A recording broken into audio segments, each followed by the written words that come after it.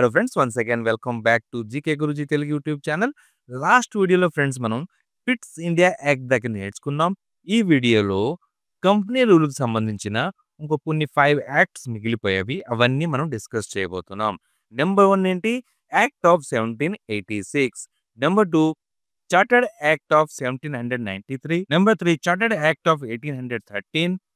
Number 4 Chartered Act of 1833 and last but not least Chartered Act of 1853. ఇవన్నీ మనం డీటెయిల్డ్‌గా తెలుసుకోబోతున్నాం ఈ వీడియోలో. నెక్స్ట్ వీడియోలో మనం క్రౌన్ రూల్ గురించి డీటెయిల్డ్‌గా తెలుసుకుందాం. సో ఫస్ట్ యాక్ట్ ఏంటి? యాక్ట్ ఆఫ్ 1786 ఏంటి? గోల్ ఏంటి? దీని గురించి మనం డీటెయిల్డ్‌గా తెలుసుకుందాం. ఈ యాక్ట్ రావడానికి కారణం ఏంటి? ఎవరికి సంబంధించింది? అవన్నీ డీటెయిల్‌గా మనం చూద్దాం.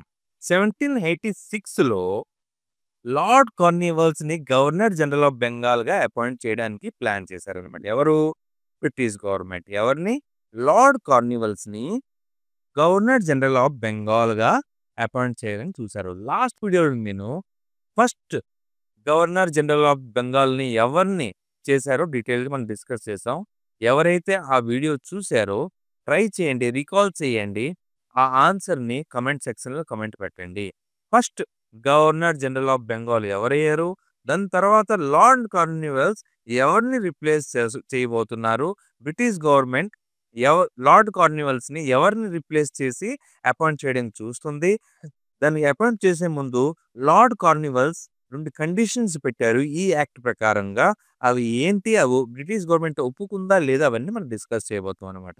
ఓకే, సో అతను 2 కండిషన్స్ ఏంటి? కార్న్వాలిస్ చెప్పిన 2 డిమాండ్స్ ఏంటి? ఇప్పుడు మనం తెలుసుకుందాం. మెయిన్ గా ఈ యాక్ట్ 2 డిమాండ్స్ గురించి మెన్షన్ చేసి ఉందన్నమాట. యాజ్ పర్ లక్ష్మీకాంత్ బుక్, నా కౌన్సిల్ డిసిజన్ ని స్పెషల్ కేసెస్ లో ఓవర్ రైడ్ చేయడానికి నాకు పవర్ ఇవ్వాలని చెప్పారనమాట లార్డ్ కార్న్వాలిస్. అంటే కౌన్సిల్ అయితే ఉన్నారు కదా, నెంబర్ 4 నుంచి 3 చేసేసారు. లాస్ట్ వీడియోలో మేము ఆల్రెడీ డిస్కస్ చేసాం. ఈ కౌన్సిల్ ఏదైతే డిసిజన్ తీసుకుంటారో కొన్ని వాళ్ళ మీద ఓవర్ రైడ్ చేయడానికి, అంటే వీటో పవర్ కావాలని అడిగారనమాట. ఓకే, నెక్స్ట్ కండిషన్ ఏంటి? అతనికి మళ్ళీ గవర్నర్ జనరల్ ఆఫ్ బెంగాల్ తో పాటు కమాండర్ ఇన్ చీఫ్ ని కూడా చేయాలని చెప్పారనమాట. అంటే ఆర్మీకి హెడ్ కావాలి అని అతను అడిగారు. సివిల్ తో పాటు మిలిటరీ కూడా పవర్స్ ఇచ్చేలా కండిషన్స్ 2 పెట్టారు. నెంబర్ 1 ఏంటి? కౌన్సిల్ మీద ఓవర్ రైడ్ చేసే powers. Next commander in chief కూడా చేయమని చెప్పారు. ఈ 2 కండిషన్లు ఒప్పుకుంటే నేను గవర్నర్ జనరల్ ఆఫ్ బెంగాల్ గా అపాయింట్ అవుతానని బ్రిటిష్ గవర్నమెంట్ కి 2 కండిషన్స్ పెట్టారు. అయితే బ్రిటిష్ గవర్నమెంట్ ఆ 2 కండిషన్స్ కి ఏం చేసింది అంటే రిక్వెస్ట్ ని, ఆ 2 కండిషన్ రిక్వెస్ట్ ని యాక్సెప్ట్ చేసింది. As well as lord Cornwallis కి గవర్నర్ జనరల్ ఆఫ్ బెంగాల్ గా అపాయింట్ చేసింది. అందుకే ఈ యాక్ట్ ఆఫ్ 1786 కి లార్డ్ కార్న్వాలిస్ యాక్ట్ అని కూడా అంటారు. కన్ఫ్యూజ్ కాకండి. హోప్ మీకు అర్థమైంది అనుకుంటాను. Lord Cornwallis governor general of Bengal అవ్వాలంటే 2 కండిషన్లు పెట్టారు. ఒకటి కమాండర్ ఇన్ చీఫ్ అవ్వాలని, ఇంకోటి ఏంటి కౌన్సిల్ మీద ఓవర్ రైడ్ చేసే పవర్స్ కావాలని చెప్పారు. అంటే కొన్ని డిసిషన్స్ కౌన్సిల్ తీసుకుంటే లాస్ట్ యాక్ట్ లో ఏంటంటే ఇతను ఓవర్ రైడ్ చేయలేరన్నమాట. కాకపోతే ఈ యాక్ట్ ప్రకారంగా ఓవర్ రైడ్ చేయాలి అనే కండిషన్ పెట్టారు. దానికి బ్రిటిష్ గవర్నమెంట్ ఒప్పుకున్నది. క్లియర్?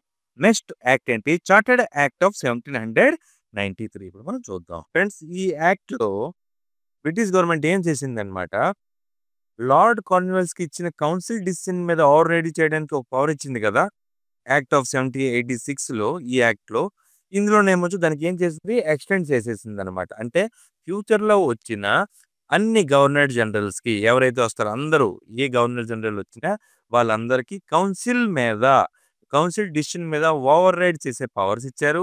యాజ్ వెల్ యాజ్ ప్రెసిడెన్సీలో ఉన్న, అంటే మద్రాస్ ప్రెసిడెన్సీలో ఉన్న గవర్నర్ కానీ, బాంబే ప్రెసిడెన్సీలో ఉన్న గవర్నర్ కానీ వాళ్ళకు కూడా ఈ పవర్స్ ఇచ్చారు. వాళ్ళు కూడా కౌన్సిల్ డిసిషన్ ని ఓవర్ రైడ్ చేయగలరు అనమాట. నెంబర్ 1 పాయింట్ ఇదే. తర్వాత గవర్నర్ జనరల్స్ కి బాంబే ప్రెసిడెన్సీ మరియు మద్రాస్ ప్రెసిడెన్సీ గవర్నర్స్ మీద కొన్ని పవర్స్ ఎక్స్ట్రా ఇచ్చారన్నమాట. అంటే వాళ్ళ మీద హక్కు చలాయించేలా కొన్ని powers governor general of Bengal కి పెంచారు. ఇది పాయింట్ నెంబర్ 2 ఇంపార్టెంట్, గుర్తుపెట్టుకోండి. నెక్స్ట్ పాయింట్ ఏంటంటే కంపెనీ ట్రేడ్ మొనోపోలీ 20 సంవత్సరాల పాటు ఎక్స్టెండ్ చేశారు. ఈస్ట్ ఇండియా కంపెనీకి ఇండియాలో ట్రేడ్ మొనోపొలీని ఇంకొక 20 సంవత్సరాల పాటు ఎక్స్టెండ్ చేశారు. అంటే కంపెనీ మాత్రమే ట్రేడ్ చేయగలదు. అన్ని రూల్స్ మరి యొక్క 20 ఇయర్స్ పాటు కొనసాగిస్తారనమాట. ఎవరు? East India company. ఈ యాక్ట్‌లో 20 సంవత్సరాలు పెంచేశారనమాట. 3 number point complete. Next important point ఏంటి? కమాండర్ ఇన్ చీఫ్ ఎవరైతే ఆర్మీ హెడ్ ఉంటారో ముందు యాక్ట్‌లో కౌన్సిల్‌లో అతను గూడా ఒక మెంబరే ఉండేవాడనమాట. ఈ యాక్ట్ ప్రకారంగా కౌన్సిల్ ఏదైతే ఉంటుందో దాంట్లో మెంబర్ కాడు. Unless and until British government appoint చేస్తదనమాట. మీరు అపాయింట్ చేస్తేనే కౌన్సిల్‌లో మెంబర్ అవ్వగలరు. లేదంటే ఈ యాక్ట్ ప్రకారంగా ఏదైతే ముందు యాక్ట్‌లో ఉందో ఆటోమేటిక్‌గా కౌన్సిల్‌లో మెంబర్ అవుతుండేవాడనమాట కమాండర్ ఇన్ చీఫ్. ఇప్పుడేమొచ్చో అవ్వడు. Unless and until they are appointed. 4 పాయింట్లు కవర్ చేసేసాం. ఫిఫ్త్ పాయింట్ ఏంటంటే బ్రిటిష్ బోర్డ్ ఆఫ్ కంట్రోల్‌కి సంబంధించిన స్టాఫ్ ఎవరైతే సాలరీ ఉండేదో బ్రిటన్ నుంచి వచ్చేదనమాట. ఇప్పుడు నుంచి ఈ యాక్ట్ ప్రకారంగా ఇండియాలో సంబంధించిన డబ్బు నుంచే బ్రిటిష్ గవర్నమెంట్ వాళ్ళ స్టాఫ్ గాని, బోర్డ్ ఆఫ్ కంట్రోల్‌కి సంబంధించిన స్టాఫ్ వాళ్ళందరికీ కూడా సాలరీస్ ఏవైతే ఉన్నాయో అవన్నీ ఇండియా నుంచి సంపాదించిన డబ్బుతోనే ఇవ్వాలనేసి కండిషన్స్ పెట్టారు. క్లియర్? 5 పాయింట్స్ అన్నమాట.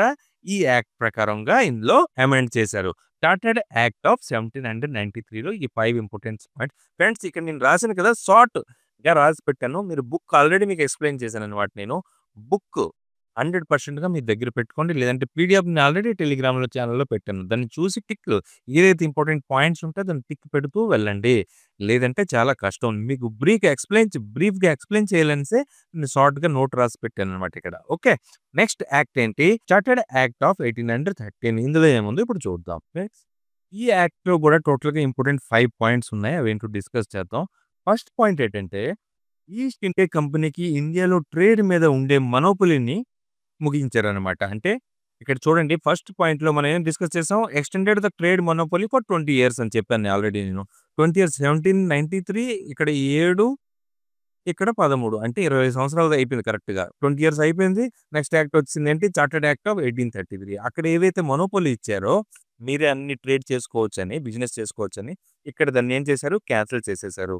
ఇప్పుడు బ్రిటిష్ వ్యాపారులు అందరికీ ఇండియాలో ట్రేడ్ చేయడానికి పర్మిషన్ ఇచ్చారనమాట. బ్రిటిష్ వ్యాపారులు ఎవరైతే ఉన్నారో వాళ్ళందరూ వచ్చి ఇండియాలో ట్రేడ్ చేయొచ్చని పర్మిషన్ ఇచ్చారు. కానీ ఈ ట్రేడు మరియు చైనాతో ట్రేడ్ మీద కంపెనీకి మొనోపొలీ కంటిన్యూ అయిందనమాట. ఈ పాయింట్‌లో ఇంపార్టెంట్ పాయింట్ ఏంటంటే ఈ యాక్ట్‌లో ట్రేడ్ మొనోపొలీ కంప్లీట్ చేసేసారు. బ్రిటిష్‌లో ఎవరైతే వ్యాపారులు ఉన్నారో వాళ్ళు ఇండియా వచ్చి వ్యాపారం చేసుకోవచ్చు. కాకపోతే చైనాతోని నెక్స్ట్ ట్రేడ్ ఏదైతే ఉందో అది మాత్రం ఈస్ట్ ఇండియా కంపెనీ దగ్గరే ప్రస్తుతానికి ఉన్నది. అది క్యాన్సిల్ చేయలేదు. ఎక్సెప్ట్ దట్ మొత్తం అంతా మార్చేశారనమాట. మొనోపొలీ అనేది క్యాన్సిల్ చేసేసారు. Except China and clear? Next point ఏంటంటే రెండో పాయింట్ బ్రిటిష్ క్రౌన్ ఆధిపత్యాన్ని డిక్లేర్ చేశారు. ఈ యాక్ట్‌లో క్లియర్‌గా చెప్పారు. ఏంటి? ఇండియాలో ఈస్ట్ ఇండియా కంపెనీ కంట్రోల్ చేసిన ప్రదేశం మీద బ్రిటిష్ క్రౌన్ అంటే రాజారాణి ఎవరైతే ఉన్నారో ఫైనల్ అథారిటీ వాళ్ళ దగ్గరే ఉంటుంది. అంటే కంపెనీ రూల్ జరుగుతుంది. కానీ మెయిన్ పవర్ బ్రిటిష్ సామ్రాజ్యం దగ్గరే ఉంది అని ఫిక్స్ చేసేసారు. రెండో పాయింట్‌లో ఇదే మెన్షన్ చేసి ఉంది. మూడో పాయింట్ ఏంటంటే బ్రిటిష్ గవర్నమెంట్ క్రిస్టియన్ మిషనరీస్ ఏవైతే ఉన్నాయో వాళ్ళు ఇండియాలో ఎంట్రీకి రావడం, ఇండియాలో వచ్చి వాళ్ళు మత ప్రచారం చేయడానికి పర్మిషన్ ఇచ్చేసారనమాట. క్రిస్టియన్స్ ఎవరైతే బ్రిటిష్ గవర్నమెంట్ అంటే బ్రిటన్‌లో ఉండే క్రిస్టియన్ కమ్యూనిటీస్, మిషనరీస్ ఏవైతే ఉన్నాయో వాళ్ళు ఇండియా వచ్చి మీ మతాన్ని ప్రచారం చేసుకోవచ్చని పర్మిషన్ ఇచ్చేసారు. వాళ్ళకి క్రిస్టియానిటీ స్ప్రెడ్ చేయడానికి, జనాల్ని ఎన్లైట్ చేయడానికి ఒప్పుకున్నారనమాట. అంటే వాళ్ళ మతాన్ని ఇప్పుడు కేరళలో ఎక్కువ క్రిస్టియన్ ఉన్నారు కదా! సో, అదే విధంగా మనం అంత డీటెయిల్‌గా అవసరం లేదు. మనకు అవసరం లేదు. మన సబ్జెక్ట్ ప్రకారంగా నేర్చుకోవాలి కాబట్టి అప్పట్లో క్రిస్టియన్ మిషనరీస్‌కి పర్మిషన్ ఇచ్చేసారని గుర్తుపెట్టుకోండి. ఓకే. మూడో పాయింట్. నాలుగో పాయింట్ ఏంటంటే వెస్టర్న్ ఎడ్యుకేషన్‌ని ప్రమోట్ చేయాలని చెప్పారనమాట. అంటే ఇండియాలో బ్రిటిష్ టెరిటరీస్‌లో ఉన్న జనాలకి వెస్టర్న్ అంటే ఇంగ్లీష్ స్టైల్ ఎడ్యుకేషన్ ఇవ్వడం కోసం స్టెప్స్ తీసుకోవాలని యాక్ట్‌లో చెప్పారు. 4 నంబర్ పాయింట్‌లో ఏం చెప్పారు? English style education. ఇంగ్లీష్ చదువుకోవచ్చు. దానికి అవసరమైన అన్ని స్టెప్స్ మీరు తీసుకోవాలనేసి ఇందులో చెప్పారనమాట. ఇంగ్లీష్ మీడియం, సైన్స్, మ్యాథ్స్ లాంటి విషయాలకి స్టార్ట్ ఇచ్చారనమాట. Clear? Next fifth point, last point ఏంటంటే లోకల్ గవర్నమెంట్స్‌కి ట్యాక్స్ వేయడానికి అథారిటీ ఇచ్చారనమాట.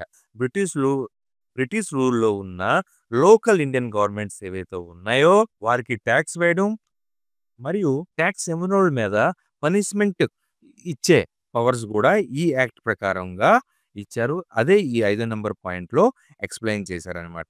క్లియర్? టోటల్‌గా 5 పాయింట్స్ ఇంపార్టెంట్ ఏవైతే ఉన్నాయో చార్టర్డ్ యాక్ట్ ఆఫ్ 1830లో బుక్ ప్రకారంగా మనం డిస్కస్ చేసేసాం. నెక్స్ట్ యాక్ట్ ఏంటి? Chartered act of 1833.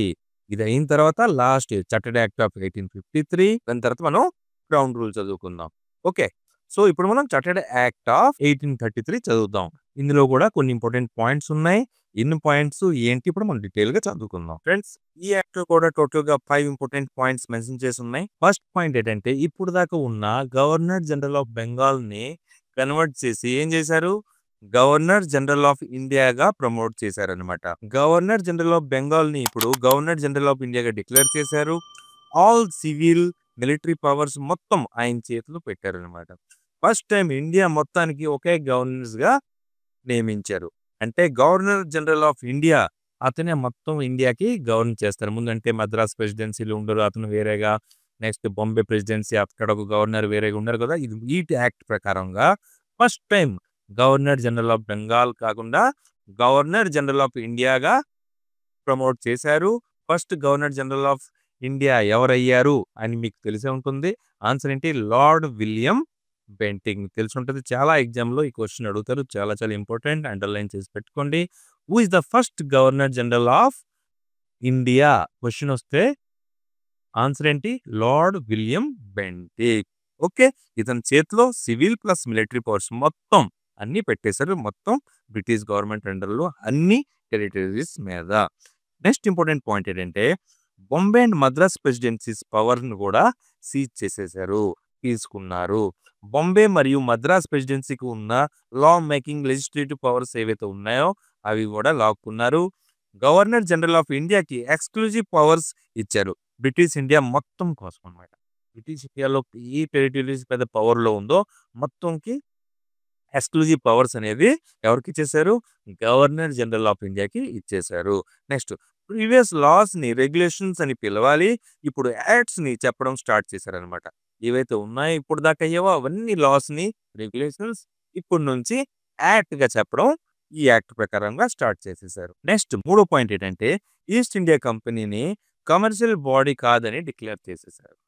సో కంపెనీని ఇప్పుడు కమర్షియల్ బాడీ, వ్యాపార సంఘం కాదని చెప్పారు. ఈ పాయింట్ ప్రకారంగా, ఈ యాక్ట్ ప్రకారంగా కంపెనీ ఇండియాలో రూల్ చేస్తుందని, కానీ ఆ రూల్ బ్రిటిష్ రాజారాణి పేరుతో ఉంటుందని చెప్పారు. కంపెనీ రూల్ చేస్తుంది. దో బ్రిటిష్ గవర్నమెంట్ ఇన్ఫ్లుయెన్స్ ఆ కంపెనీ మీద ఉంటుంది. వాళ్ళే సర్వా అనేసి ఈ యాక్ట్ ప్రకారంగా చెప్పారు. ఎందుకంటే ఈస్ట్ ఇండియా కంపెనీ వీళ్ళ అరాజకం ఎక్కువ స్టార్ట్ అయిపోయిందనమాట. అందుకని వీళ్ళు అనగదొక్కడానికి ఈ రూల్స్, రెగ్యులేషన్స్ మొత్తం తెచ్చారు. నెక్స్ట్ ఇంపార్టెంట్ పాయింట్ ఏంటంటే సివిల్ సర్వీసెస్‌లో ఇండియన్స్‌కి ఎంట్రీ కోసం ఓపెన్ కాంపిటీషన్ ఇంట్రొడ్యూస్ చేశారు. ఫస్ట్ టైం సివిల్ సర్వీసెస్‌కి ఎగ్జామ్ సిస్టమ్ స్టార్ట్ చేశారనమాట. ఈ యాక్ట్ ప్రకారంగా ఇండియన్స్‌కి రిలీజన్, క్యాస్ట్ బట్టి రిజెక్ట్ చేయొద్దని చెప్పారనమాట ఈ యాక్ట్ ప్రకారంగా. కానీ కోర్ట్ ఆఫ్ డైరెక్టర్స్ ఈ మొత్తం ప్లాన్‌ని కంపు చేశారు, అపోజ్ చేసేసారనమాట. సో ప్రాక్టికల్లీ సిస్టమ్ ఏమంచు ఇంప్లిమెంట్ అవ్వలేదన్నమాట ఈ యాక్ట్ ప్రకారంగా. అంటే ఇండియన్స్‌ని సివిల్ సర్వీస్‌లో తీసుకోవాలనే సిస్టమ్‌ని కోర్ట్ ఆఫ్ డైరెక్టర్స్ ఎవరైతే ఉన్నారో అది అపోజ్ చేశారు. దానివల్ల ఇది ఇంప్లిమెంట్ అవ్వలేదు. పాయింట్స్ ఈ యాక్ట్ ప్రకారంగా. నెక్స్ట్ యాక్ట్ ఏంటి? Chartered act of 1853. దీని తర్వాత మీకు ట్రిక్ చెప్తానన్నమాట. ఈ యాక్ట్ రెగ్యులేషన్స్ ఏవైతే ఉన్నాయో కంపెనీ రూల్‌లో టోటల్‌గా ఎలా గుర్తుపెట్టుకోవాలో కోడ్ వర్డ్ మీకు ఎక్స్‌ప్లెయిన్ చేయడానికి నేను ట్రై చేస్తాను. Next at the end of the video డెఫినిట్‌గా ఒక లైక్ చేయండి. Okay friends, chartered act of 1853లో టోటల్‌గా 4 ఇంపార్టెంట్ ఫీచర్స్ ఉన్నాయి. దీని తర్వాత మీకు ట్రిక్ ఎక్స్‌ప్లెయిన్ చేస్తాను. ఆ ట్రిక్ అయిపోయిన తర్వాత ఈ కంపెనీ రూల్‌కి సంబంధించి టోటల్ మనం డిస్కస్ చేసినట్టే. దాని తర్వాత మనం క్రౌన్ రూల్ డిస్కస్ చేద్దాం. సో 4 ఫీచర్స్ ఏంటేంటి? ఫస్ట్ ఫీచర్ ఏంటంటే గవర్నర్ జనరల్స్ కౌన్సిల్ ఏదైతే ఉందో వాళ్ళ పవర్స్‌ని డివైడ్ చేసేసారు. ఎలాగా? లెజిస్లేటివ్ పవర్స్ వేరేగా, లెజిస్లేటివ్ మరియు ఎగ్జిక్యూటివ్ ఫంక్షన్స్ ఏవైతే ఉన్నాయో ఆ రెండిటికి సెపరేట్ చేసేసారు. లెజిస్లేటివ్ ఫంక్షన్స్‌కి వేరే వాళ్ళు అండ్ ఎగ్జిక్యూటివ్ ఫంక్షన్స్‌కి వేరే వాళ్ళకు నియమించారనమాట. ఆ విధంగా వాళ్ళు క్రియేట్ చేసి పెట్టారు. నెక్స్ట్ ఇంపార్టెంట్ పాయింట్ ఏంటంటే కంపెనీ రూల్‌ని నెక్స్ట్ ఇంపార్టెంట్ పాయింట్ ఏంటంటే లాస్ట్ యాక్ట్‌లో చార్టర్డ్ యాక్ట్‌లో ఏమైంది ఇండియన్స్‌కి ఏమంచో సివిల్ సర్వీస్ ఎగ్జామ్‌లో పార్టిసిపేట్ చేయడానికి రూల్ అయితే చేశారు. కాకపోతే బోర్డ్ ఆఫ్ కంట్రోల్ మెంబర్స్ ఎవరైతే ఉన్నారో వాళ్ళు అబ్జెక్షన్ చేయడం వల్ల అది ఆ యాక్ట్‌లో ఇంప్లిమెంట్ అవ్వలేదు. కానీ చార్టర్డ్ యాక్ట్ ఆఫ్ 1853లో అది ఇంప్లిమెంట్ అయ్యింది. చార్టర్డ్ యాక్ట్ 1853 ద్వారా సివిల్ సర్వెంట్స్‌ని అపాయింట్ చేయడం వల్ల ఓపెన్ కాంపిటీషన్‌ని ఇంట్రొడ్యూస్ చేశారు. ఇండియన్స్‌కి కూడా ఈ ఎగ్జామ్‌లో ఓపెన్ చేశారు. దానికి సంబంధించిన మెక్కులే కమిటీ 1854లో అపాయింట్ చేశారు. ఓకే. ఇది ఇండియన్ సివిల్ సర్వీస్ ఐసీఎస్‌లో భారతీయులకి కూడా అవకాశం ఇచ్చింది. మెక్కులే కమిటీ 1854 వెరీ ఇంపార్టెంట్ గుర్తుపెట్టుకోండి. మూడో ఫీచర్ ఇంపార్టెంట్ ఏంటంటే కంపెనీ రూల్‌ని ఎక్స్‌టెన్షన్ చేశారు. కాపోతే పీరియడ్ ఎంత వరకు ఎక్స్‌టెన్షన్ చేశారు అనేది అది ఎక్స్‌ప్లెయిన్ చేయలేదు. ఇందులో మెన్షన్ చేయలేదు. ఎందుకంటే లాస్ట్ యాక్ట్‌లో మీరు చదివే ఉంటారు. ఆల్రెడీ మీకు ఎక్స్‌ప్లెయిన్ చేశాను. 20 ఇయర్స్‌కి ట్రేడ్‌కి ఏమొచ్చు కంపెనీకి ఎక్స్‌టెన్షన్ చేశారు. కాపోతే ఈ యాక్ట్‌లో 20 ఇయర్స్ అంటే టైమ్ పీరియడ్ అనేది ఇవ్వలేదు. ఎక్స్‌టెన్షన్ అయితే చేశారు. కాకపోతే టైమ్ పీరియడ్ ఇవ్వలేదు. ఎందుకంటే బ్రిటిష్ గవర్నమెంట్ నచ్చేటప్పుడు ఎప్పుడు నచ్చితే అప్పుడు దీనికి క్యాన్సిల్ చేయడానికి అంటే పవర్స్ వాళ్ళ చేతిలో ఉంచుకున్నారు. వీళ్ళని ఎక్కువ విర్రవీగితే ఈస్ట్ ఇండియా కంపెనీ వాళ్ళు రెక్కలు కట్ చేస్తారు. అందుకని టైమ్ పీరియడ్‌ని ఎక్స్‌టెన్షన్ చేయకుండా పెంచాం అన్నారు అంతే. తప్ప అది సంవత్సరం పాటు నడవచ్చు, 2 సంవత్సరాల పాటు నడవచ్చు. ఎప్పుడు నచ్చితే అప్పుడు వాళ్ళు దానికి క్యాన్సిల్ కూడా చేయొచ్చు. ఈ పాయింట్ కూడా ఇంపార్టెంటే గుర్తుపెట్టుకోండి. లాస్ట్ ఇంపార్టెంట్ పాయింట్ ఏంటంటే ఈ యాక్ట్‌లో ఫస్ట్ టైమ్ లోకల్ రిప్రజెంటేషన్‌ని ఇండియన్ లెజిస్లేటివ్ కౌన్సిల్‌లో ఇంట్రొడ్యూస్ చేశారు. గవర్నర్ జనరల్ కౌన్సిల్‌లో 6 మెంబర్‌ని అపాయింట్ చేశారు. వాళ్ళలో 4 మెంబర్స్ ఎవరు?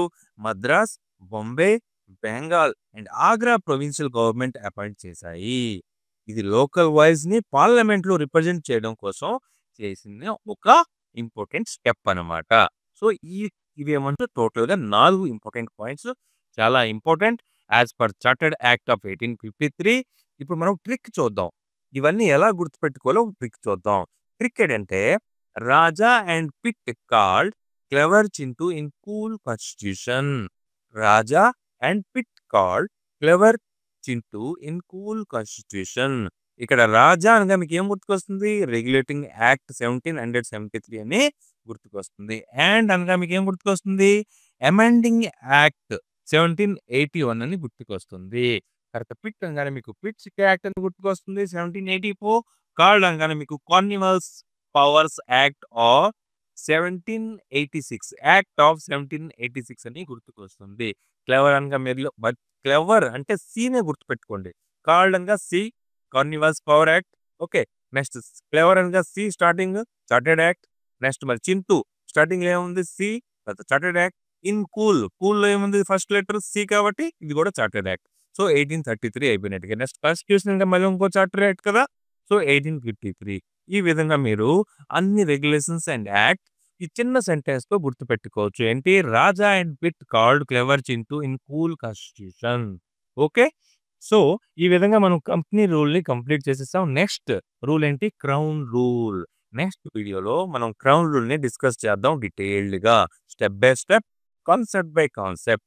వీడియో గాని మీకు ఏ మాత్రమైనా కొంచెమైనా నచ్చితే కైండ్లీ లైక్ చేయండి, షేర్ చేయండి. ఒకవేళ నా ఛానెల్‌లో ఫస్ట్ టైమ్ విజిట్ చేస్తే సబ్స్క్రైబ్ చేయండి. జై హింద్, జై భారత్. త్వరలో కలుసుకుందాం.